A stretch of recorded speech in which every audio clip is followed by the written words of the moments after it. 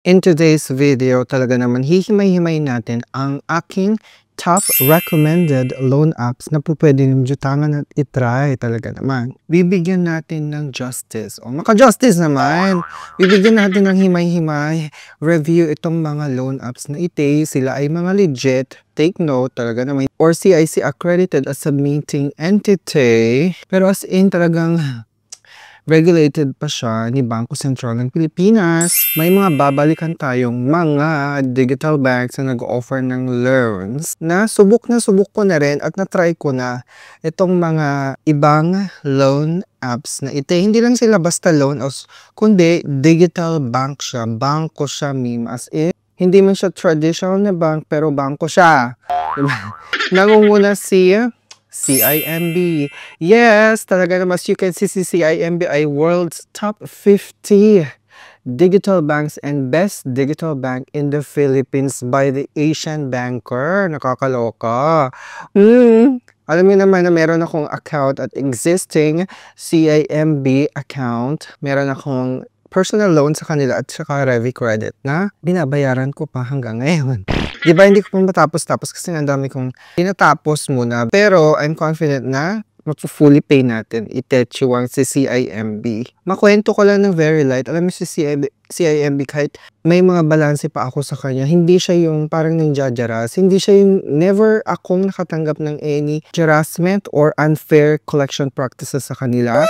Very professional, kung professional talaga ang kanilang agent, kung maningil, mag-i-email yan or magte-text once in a blue moon lang. May mga reminders lang, ganun. Pero kahit ganun katagal na yung aking outstanding balance sa kanila, like the personal loan and Revi Credit, never nila akong parang pre-measure. Kumbaga, nag-offer nga sila ng mga discount para at least unti-unti kong mabayaran, hindi ba? At maibsan yung laki ng aking outstanding balance. So, very recommended ko talaga si CIMB kung naghahanap kayo ng majujutangan at legit. I-try yung i-download ang CIMB app at mag-register kayo. So, ito yung dalawang produkto nila na talaga namang subok ko na at na-applyan ko na way back in pandemic pa. So, they have personal loan at saka yung Revi Credit. So, I remember nung nagkaroon ako ng personal loan at saka nagbabayad naman ako on time sa kanya. Binigyan din ako ng Revi Credit. Binigyan din ako ng eligibility or nag-qualify din ako sa Revi Credit. So, parang home credit lang siya. Kumbaga, meron ka ng product loan tapos may kasama pang Kiwarta. Parang ganito lang din.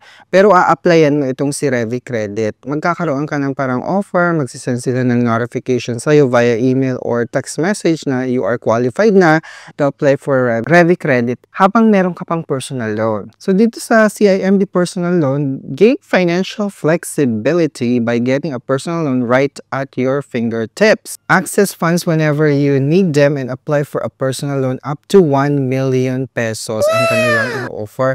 In just 10 minutes yung application process, makakatanggap ka na ng resulta ng inyong application. All you need is one valid ID and one payslip to apply. So, ano yung mga benefits ng pag-a-apply ko ng CIMB personal loan, Team Marcos? Siyempre, all digital loan application na siya.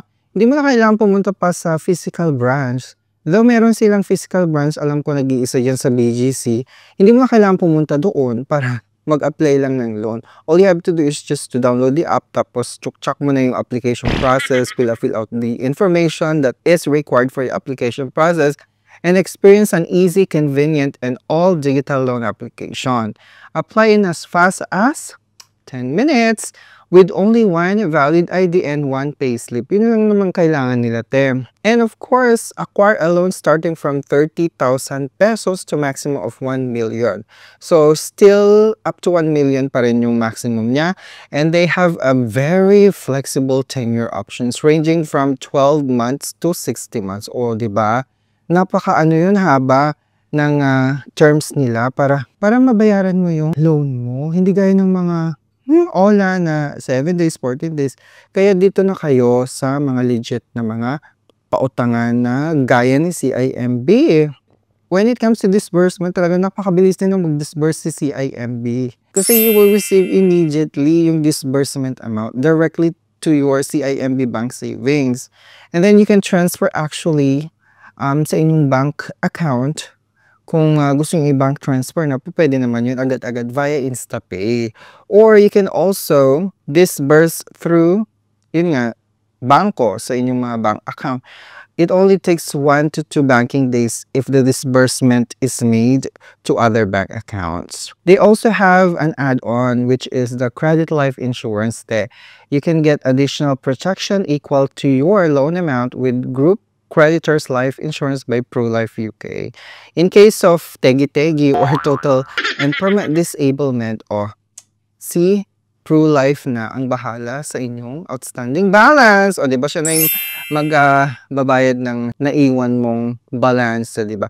Instead of your family member or relative, di ba? Si bahala dyan, si ProLife na. O, di ba? May ganun sila, Credit Life Insurance. So, paano ba mag-apply niyan? Siyempre, download mo yung app, tapos open mo yung CIMB app, tapos tap mo yung open an account and then personal loan, then click mo yung eligible and tap let's start now. So, and then input your desired loan amount and tenure. Key in your mobile number and email address, then verify using the OTP sent to you via SMS. And then create your username, password, and set up your MPIN. And step 5 is get your valid ID ready and do the selfie check. Make sure that the personal information you provided are correct and complete. So, advice ko na kapag magsi-selfie na kayo, make sure na medyo maalindog kayo kasi nga syempre kailangan very visible ang iyong kagandahan, hindi ba? Charis. And then step 6, provide your address and make sure it's verifiable. Then key in the additional details required. So step 7, input your employment information including your complete and verifiable office address. Kasi syempre, di ba, kailangan din nila i-verify na nagtatrabaho ka dun sa company na yon, and then review the details of your application to see if they are correct, then tap submit. And then of course, upload mo na at least once acceptable income document, which is the payslip Churvalu. And then step 10, provide the front and back photo of your company ID. Doing so can help speed up the review of your application. Though it's optional naman, pero recommended pa rin na i-upload mo na lang. Para kompleto na. Kompleto rekado na, diba? And then, step 11, ito na yung very exciting part. Select preferred disbursement account. Submit your application and you're done. Just wait for an update on your application by checking the app. So, napakabilis lang yan. 10 minutes lang, makikita mo na yung resulta doon sa app mismo. They also have the Revi Credit. So, take full control of your finances and apply for a Revi Credit up to 250,000 pesos credit line. So, itong Revi Credit na to is the first of its kind all-in-one revolving credit line that provides Filipino access or easy access to credit and financial flexibility at your fingertips. Your credit line can also be used to other services available in the CIMB app such as bills payment, pwedeng balance transfer. So, pwede mo siyang gamitin pangbayad sa mga existing bills mo like Meralco bill, water bill, o diba mga internet bill. Pwede rin pambayad sa mga credit card. Sa lahat ng mga bills natin, mga essential pangangailangan natin sa araw-araw, diba? Pwede mo gamitin itong Revi Credit. So, ito na yung pa-beneficio niya. So, syempre, up to 250,000 pesos ang credit line na pwedeng ma-approve sa'yo. Napakababa lang ng interest niya, as low as 1% per month. And you can enjoy the convenience of instant approval from your phone. And of course, mga Mima, pwede mo rin i-convert tong credit line nga into cash. So, 70% of your unused, diba? Hindi mo nagagamit na credit line, pwede mo siyang i-convert to cash of your total credit line. So, you can opt a term loan available to eligible customers. So, ito sa akin, meron akong term loan dito sa Revi Credit. So, hinati-hati na yung aking loan, yung mismong balance ng aking Revi Credit. So, parang 12 months yata yung naalala ko na term loan ko. And then, ang kagandahan nito is wala siyang annual fees. You can enjoy the benefits of Revi Credit without worrying about annual fees. And of course, hindi mawawala pa rin yung credit life insurance niya. So, you can get added guaranteed protection with exclusive credit life insurance by ProLife pa rin. Okay, so if you want to apply with the Revi Credit, so pag may personal loan ka na, check mo na kung qualified ka na or eligible ka na mag-apply ng Revi Credit mismo sa CIMB app. Siyempre, ang pumapangalawa sa recommended digital bank na pwedeng jutawan ay si Uno Bank or Uno Digital Bank. So as you can see, di ba, nakakaloka. So as you all know, na-approve tayo ng Uno Digital Bank. Kung hindi nyo pa napapanood yung video na to, yung process na aking pag-apply, panoorin nyo. So, napakabilis ng kanilang application process. So, nagkaroon ako ng offer. Chinek ko lang yung app mismo ng Uno Bank. Kasi nga, ilang beses na akong na-reject ng Uno Bank. Pero, nung trinay ko ngayong taon na Itechuwarya, kailan ba yun? Parang January yata. January, nag-apply na ako. And then, hinintay ko ng 5 days na may mag-CI sa akin. So, may pumuntang CI. So, may pumuntang agent na nag-CI dito sa bahay. So, ayun. And then, after like many hours ng pag-CI niya, na-approve na Akira sa Uno Bank. So, isa sa mga reliable at saka recommended ko siya kasi nga, again, regulated siya ng Bangko Sentral ng Pilipinas. So, no need to worry about unexpected financial needs. Take care of it fast with Uno Now. No collateral, no guarantors needed. And you can get loanable amounts up to 500,000 pesos with monthly add-on rate as low as 1.79%. O, napakadali lang. Napakababa lang nung as low as 1.79% ha. Tapos, ang requirement lang Nima is contact details. You just need to input your active mobile number and email address to start your application and to serve as their means to contact you. And then, valid ID lang. One valid ID is enough. Scan any ID you have. Remember, it must include the following details. Dapat may ID number, gender, and civil status. And you do the selfie na naman. Kasi part ito ng eKYC or eKYC process to ensure that the account is protected and the applicant exists. As proof of life, take a selfie and you're good to go. So part din ng pag-CCI nila yung proof na talagang ikaw mismo ang nag-a-apply at hindi kung sino-sino lang. Makwento ko lang kasi January ako na-approve and then binigyan ako ng parang 2 months na grace period para ma-prepare ko yung sarili ko sa unang pagbabayad ko. March na ako nag-start magbayad ng first installment ko kay Uno Bank. So nakakaloka, in-approve ako ng 102,000 pesos. 100,000 yun, tita ha. Tapos, syempre, tuwang-tuwa tayo kasi nga, akala natin hindi na ako ma-approve kay Uno Bank. So, parang ano yun. So, March, nakapagbayad na ako ng first installment ko. Yay! Next, kung gusto nyo applyin itong si Uno Bank, napaka-ano naman talaga niya, legit niya, at recommended ko, then just download the Uno Digital Bank and then check if you're eligible to apply na sa Uno Now or Quick Cash Loan. And of course, ang pangatlong digital bank na recommended ko rin ay si Tonic Bank. As you all know, meron silang dalawang product loan which is Credit Builder Loan at saka Shop Installment Loan. Okay. So, yung Credit Builder Loan nila, you can apply up to 20,000 pesos. Paano ba mag-apply dyan? So, all you have to do is to download the Tonic app and then complete the onboarding process.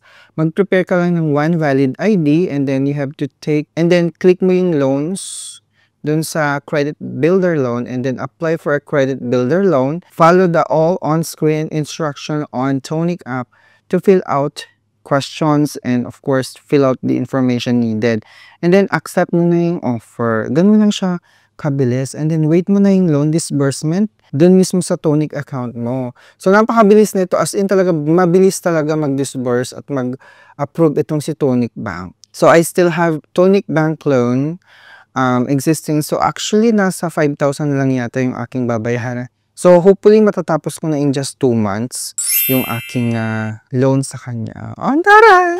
So, talagang subok ko na, no? As kung napapansin nyo, itong mga nababanggit kong mga digital bank loan apps ay na-try ko na at subok ko na talaga sila. So, you can apply for as much as 20,000 pesos with up to 12-month installment period. So, let's say 5,000 ang jujutangin mo, tapos 6 months, your monthly installment ay 1,078 pesos and 84 cents lang.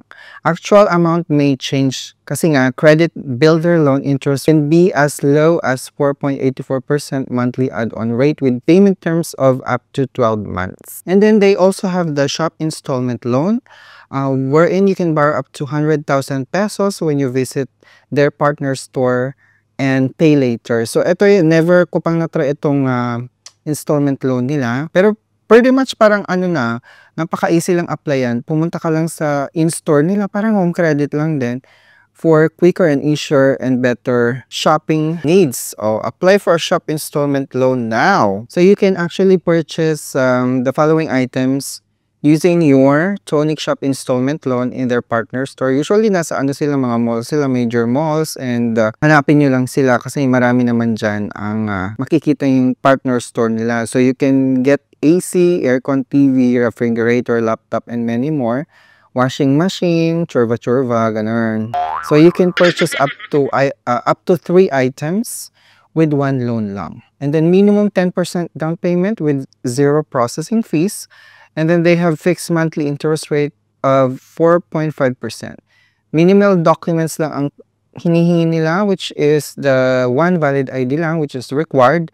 So from 5,000 pesos up to 100,000 pesos ang pwede mo makuhang worth of product or items. Ang galing nito kasi nga hindi kailangan ng credit history and no collateral needed din. Very flexible ang kanyang payment date, tita.